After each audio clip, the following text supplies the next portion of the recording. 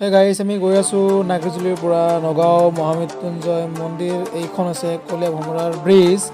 ইয়াৰ পৰা পাৰিলে আমি কলীয়াবৰ পাম। এতিয়া কলীয়াবৰ পোৱা নাই, আমি দুয়োজনে গৈ আছোঁ বাইক লৈ। আজিৰ দিনটো হৈছে 15 আগষ্ট। 15 আগষ্টৰ দিন উপলক্ষে আমি দুয়োজনে ফুৰিব গৈ আছোঁ।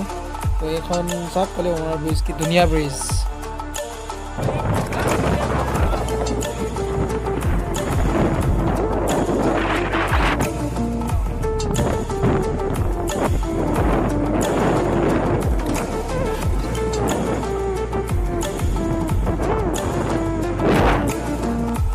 তো ফাইনেলি আমি নাগৰিজুলিৰ পৰা বাইক চলাই চলাই মহামৃত্যুঞ্জয় মন্দিৰ গৈ আছোঁ। প্ৰায় পামেই আৰু অকণমান দেৰি জাষ্ট পামেই আকৌ।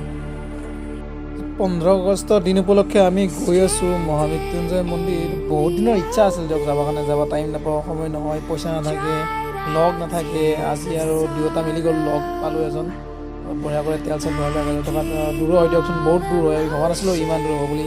এতিয়ালৈকে যাই বনাই পাম আৰু বেছি দূৰ নাই চাগে।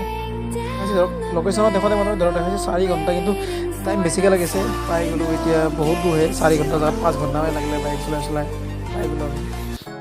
ফাইনেলি আমি আহি পালোঁ নগাঁৱৰ মহামৃত্যুঞ্জয় মন্দিৰ। এইটো চাওক, অকণমান ৰখক, ভিতৰলৈ গৈ আছোঁ মই। ফাইনেলি আমি নগাঁও মহামৃত্যুঞ্জয় শিৱ মন্দিৰ আহি পালোঁ। চাওক কি ধুনীয়া, মজা লাগিব। শাওণৰ মাহত গোটেই মৃত্যুঞ্জয় হৈ গৈছে। মহামৃত্যুঞ্জয় মন্দিৰটো ইয়াত আৰম্ভণি কৰা হৈছিল 2003 চনত আৰু ইয়াৰ সম্পূৰ্ণ হৈছিল 2021 চনৰ ফেব্ৰুৱাৰী মাহত।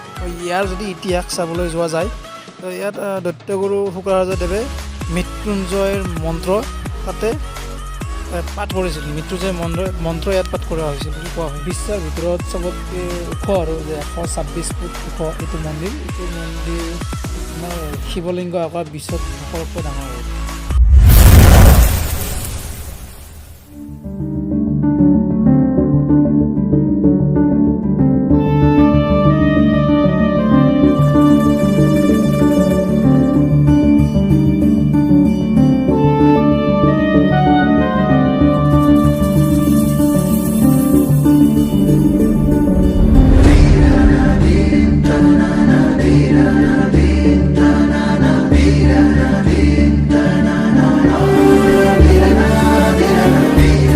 এইটো দেখিছেনে, অকণমান ফাট মেলিছে এই জইনটোত। মানে 2021 চনৰ 28 এপ্ৰিলত এটা অসমত ডাঙৰ ভূমিকম্প গৈছিলে, গম পাই নাই? ডাঙৰ মানে সিমান ডাঙৰ নহয় দিয়কচোন, 6.7 এনেকৈ স্কেলৰ পৰিমাণত গৈছিল আৰু তাতে অকণমান ফাট মেলিছে এইটো মহামৃত্যুঞ্জয় মন্দিৰটো।